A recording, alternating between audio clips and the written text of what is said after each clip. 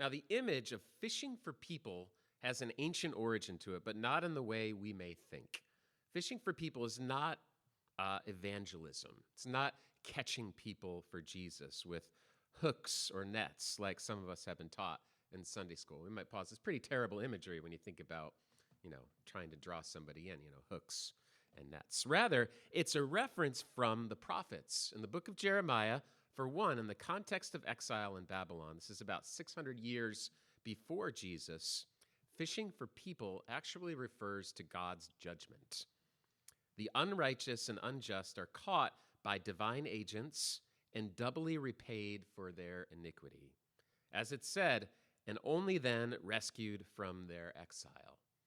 So this fishing imagery refers to a radical snaring of the wicked, wrenching them out of their spheres of oppression, and thereby setting the world right with divine justice. And Jesus borrows this provocative phrase. What signal is he sending? And another question is, why would they leave? Why would these young boys drop their nets and walk away from everything they knew for a path of struggle without some kind of deep pre-existing dissatisfaction and longing for a different kind of life? Commentator Ched Myers notes that fishermen on the Sea of Galilee in Jesus' day were caught in an elaborate, oppressive system, hence why they were more than ready to get out. There's heavy taxation in multiple layers, a terrible living that they made. Fishing was considered the lowest of the low professions. And so Jesus' invitation was to leave that caste system behind and join him in ushering something new, this mysterious kingdom that Jesus talks about. German pastor and theologian Dietrich Bonhoeffer says that the most striking thing about Jesus' call is that it's void of all content. The sheer minimalism is striking. There's no program, no platform, no set of opinions or rules, only a call to companionship, to closeness, to living together as we walk towards this kingdom that is allegedly upon us now. And who is called? Not the supposedly elite, but those among the lowest and marginalized in society. And might we never cease to be stopped in our tracks by this divine propensity towards, let's just say, unexpected places and people. Now, the challenge, of course, is how to translate discipleship into our everyday lives in the absence of the physical presence of Jesus. And these passages are a blueprint. They're a pattern where we can connect and resonate and empathize in a variety of ways. A number of years ago, many of you know that I went to Burning Man. And I'm not going to go into Burning Man stories here. I know that can be like, oh, no, let's not talk about Burning Man. But Burning Man operates on 10 principles. I won't go into all of them, but one of the principles of Burning Man is a strange one called immediacy. It's the one that I understood the least. As described, it says this: immediacy or immediate experience means that we seek to overcome barriers that stand between us and a recognition of our inner selves and those around us, participation in society, and contact with the natural world. No idea can substitute for this experience.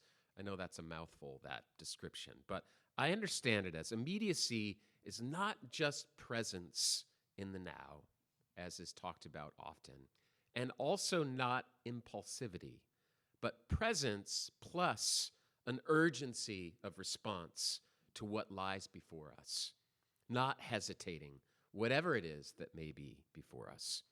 I think of exercising for me as an endurance athlete, whether it's running or swimming or biking or more walking these days, to be honest, and how I procrastinate and hesitate. And my running buddy taught me to not think about it when you're getting started, to not negotiate with myself, but transcending those feelings by just starting to lace up your shoes, even when it doesn't feel good, and then just starting to move and knowing that it feels better on the other side once you get going.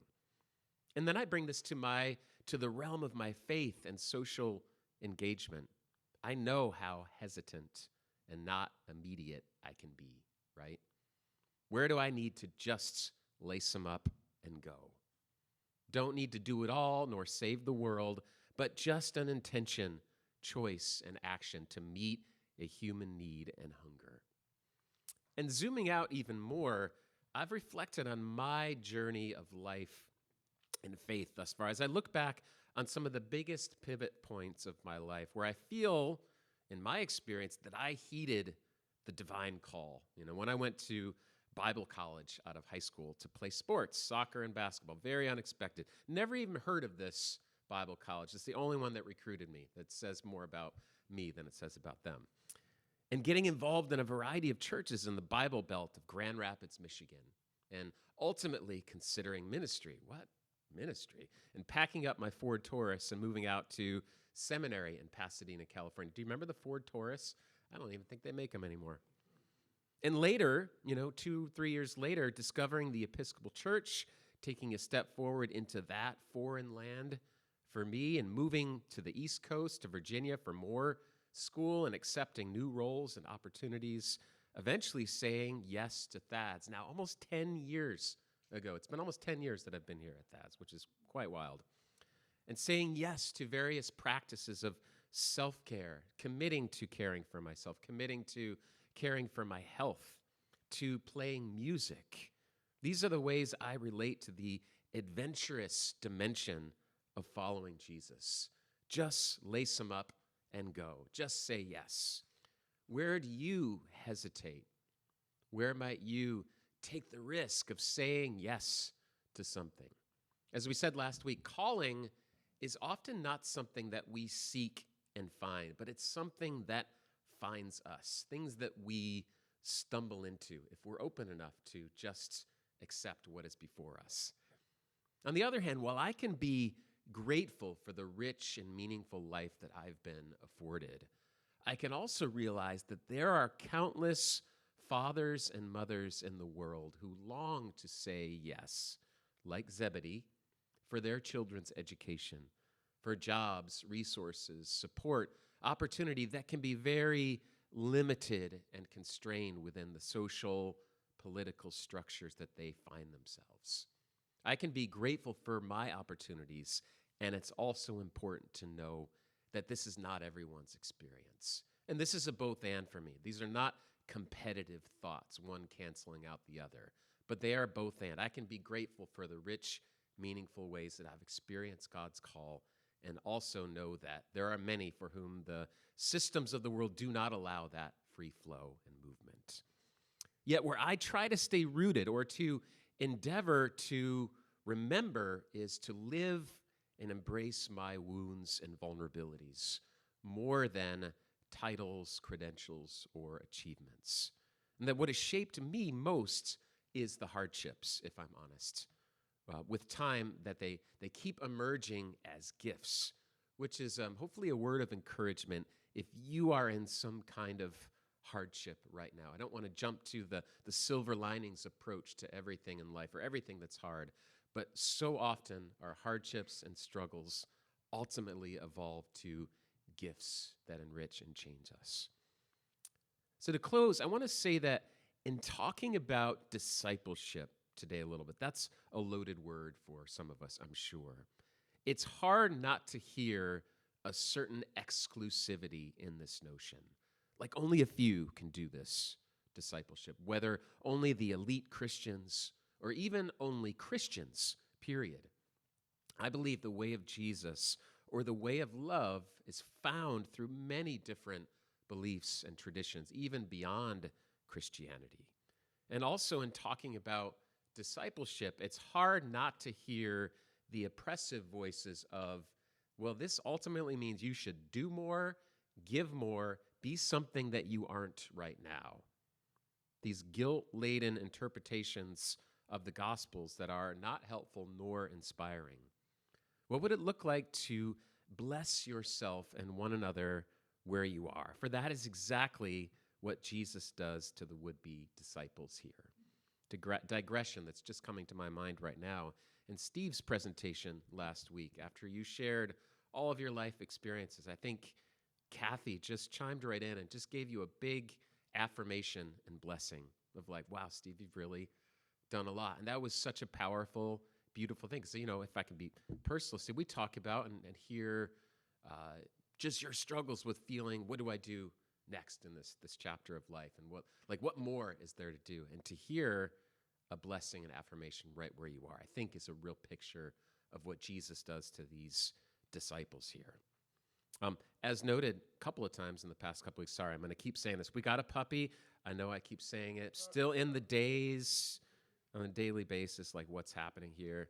Her name is Bella. She's an adorable Australian cattle dog. And whenever we train Bella and whenever she does something that we're teaching her, we are to immediately say yes. Like if she potty trains correctly, or if she sits or lays down or goes to her place, yes. And that yes and praise reinforces the training.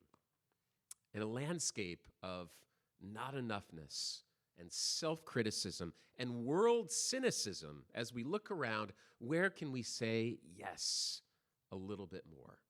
To affirm and to bless. Where do we need to hear yes a bit more? Words of encouragement.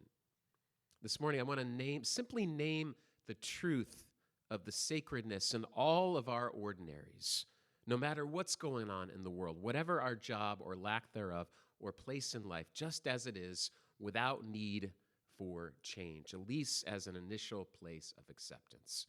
Spiritual writer Thomas More says that the small moments in everyday life are no less sacred than the great issues of our time. The small moments of everyday life are no less sacred than the great issues of our time. For Thads as a community, what does it mean for you all and for us to collectively come and follow? The possibilities are as wide as the net that was cast into the water that day. And there's a number of things kind of afoot at Thads, and you'll hear more in the weeks to come. The first followers created an alternative community based on communal love and mutual sharing. It shined and challenged the status quo where it was, and I continue to be personally inspired by how I see each of our lights shine in our own God-shaped way. Yet the definitive feature of discipleship is still and always love. Wherever anyone, anywhere loves, that is the signpost, as we have in one of our community intentions, in all things stay loving. And right after that, one of the community intentions is stand for justice. Stand for justice, and in all things stay loving. That's a hard intersection together, but I think that is the deal when it comes to discipleship to Jesus. Following Jesus, or the way of our hearts, is not and will not be a bed of roses, as we see in the disciples' lives. The way of love is gentle, but it is never genteel. But the path they walked changed the course of history.